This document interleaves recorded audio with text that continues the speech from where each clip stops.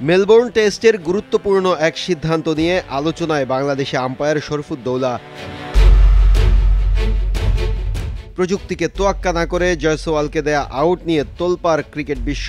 এই আউট নিয়ে নানানজনের আছে নানা মত। মুখ খুলেছেন হটস্পট প্রযুক্তির নির্মাতারা।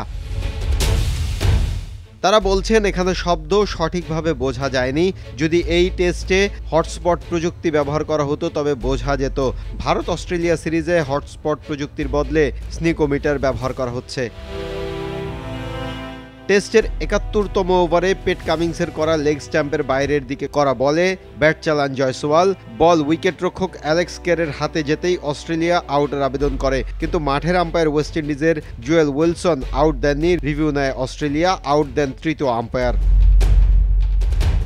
তৃতীয় আম্পায়ার শরফুদ্দৌলা স্পষ্ট বলেছেন, ভিডিওতে দেখা যাচ্ছে বল গ্লাভসে লেগেছে, বলের দিক পরিবর্তন হয়েছে। স্নিকোতে কোনো স্পাইক না দেখা গেলেও তৃতীয় আম্পায়ার আউট দেয়ায় বিতর্ক হয়। কিন্তু রবি শাস্ত্রী বলেন, তৃতীয় আম্পায়ার চাইলে স্নিকো নাও মানতে পারেন, সেই ক্ষমতা তার আছে বলেও জানান তিনি। সিদ্ধান্তকে সঠিকই বলেছেন রবি শাস্ত্রী।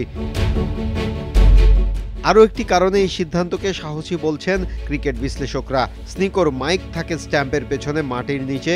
উইকেটের উচ্চতায় বল থাকলে সে আওয়াজ যতটা সহজে ধরা পড়ে সেটা বেশি উচ্চতা থাকলে সম্ভব নয়। জয়সওয়াল ৬ ফুট লম্বা এবং বলটি তার মাথার কাছ দিয়ে যাচ্ছিল, অর্থাৎ স্ট্যাম্প মাইক ছিল অন্তত ৬ ফুট নিচে।